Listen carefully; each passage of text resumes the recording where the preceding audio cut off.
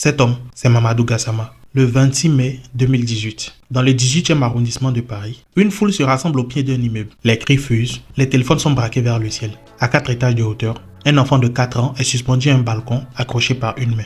Les secondes passent et personne ne bouge. Soudain, un homme sort de la foule. Sans hésiter, il commence à escalader la façade, étage par étage, comme s'il défiait la gravité. En moins de 30 secondes, il atteint l'enfant et le sauve. Cet homme, c'est Mamadou Gassama. Mais derrière cet acte héroïque, il y a une histoire bien plus grande. Celle d'un migrant qui a risqué sa vie pour atteindre l'Europe et qui, en quelques secondes, est devenu un symbole de courage et d'humanité. Mais pour comprendre comment Mamadou en est arrivé là, il faut remonter dans le temps. Avant d'être le Spiderman de Paris, il était un jeune homme ordinaire parti du Mali avec un rêve, trouver une vie meilleure. Un rêve qui l'a mené à traverser l'enfer.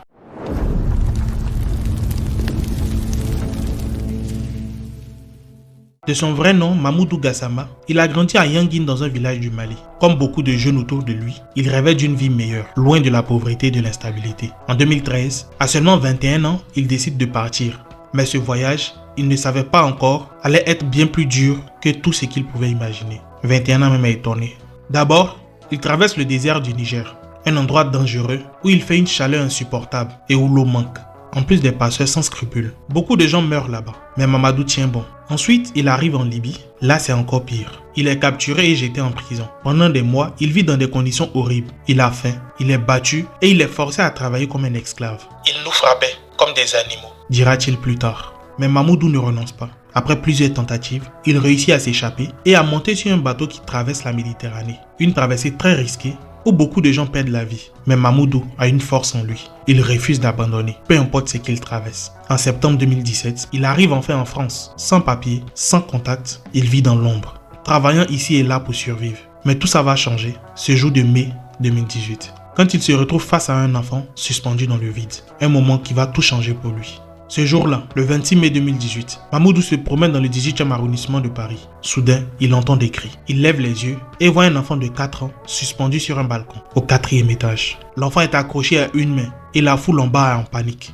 Personne ne bouge. Sans réfléchir, Mamadou commence à escalader la façade. C'est pas Spiderman qui est là. Étage par étage, il monte rapide et déterminé. En 30 secondes, il atteint l'enfant, l'attrape et le ramène en sécurité. La foule applaudit, les gens filment. Et la vidéo devient virale en quelques heures. Mamadou est surnommé le Spiderman de Paris. Y a pas pitié là. Mais pour lui, ce n'est pas juste une question de courage. Plus tard, il dira: ce n'est pas moi qui ai sauvé le bébé, c'est le bébé qui m'a sauvé. Une phrase qui montre à quel point ce moment a changé sa vie. Quelques jours après son acte héroïque, Mamadou est invité à l'Élysée. Le président Macron le reçoit pour le féliciter et lui remettre une médaille pour son courage. C'est un moment fort pour Mamadou. Encore sous le choc de tout ce qui lui arrive, reçoit une promesse. Il va être naturalisé français. Décidé non seulement de le régulariser très rapidement, mais d'enclencher une procédure de naturalisation et de lui proposer de rentrer par le biais d'un service civique au sein des sapeurs-pompiers pour exercer chaque jour le même héroïsme.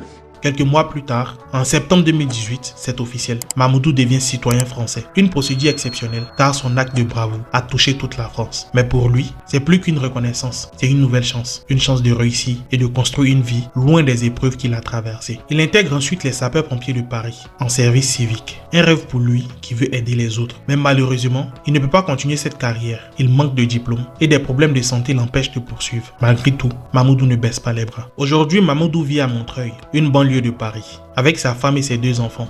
Il travaille comme agent de sécurité, un job qui lui permet de subvenir aux besoins de sa famille. Mais Mamadou ne veut pas s'arrêter là. Il a un rêve, créer une association pour sensibiliser tous les jeunes maliens sur les dangers de la migration. Lui qui a traversé l'enfer pour arriver en Europe, veut éviter à d'autres personnes de vivre les mêmes épreuves que lui. Aucun jeune ne devrait traverser la mer, dit-il. Une phrase qui résume son engagement et son humanité. Afoy, comme tu es arrivé là, tu as 10 ans. Et m'amuser. Mamadou reste humble. Malgré tout ce qu'il a vécu, il ne se considère pas comme un héros, mais comme un homme ordinaire qui a fait ce qu'il avait à faire au bon moment. Et c'est peut-être ça, la vraie leçon de son histoire. Parfois, les héros ne portent pas de cap, mais ils changent des vies en quelques secondes. Au Spiderman de Paris, c'est pas Spiderman de Bamako qui est là. De Yangin à Paris, en passant par l'enfer libyen, Mamadou Gassama a montré que le courage et la détermination peuvent tout changer. Son histoire, c'est celle d'un homme qui a risqué sa vie pour sauver quelqu'un d'autre, surtout celle d'un enfant, et qui en quelques secondes est devenu un symbole d'espoir et d'humanité. Alors, la prochaine fois que vous voyez quelqu'un faire preuve de courage, rappelez-vous, les héros sont parfois là où on ne les attend pas. Et si cette histoire vous a inspiré, likez, partagez et abonnez-vous pour ne rien manquer de nos autres récits.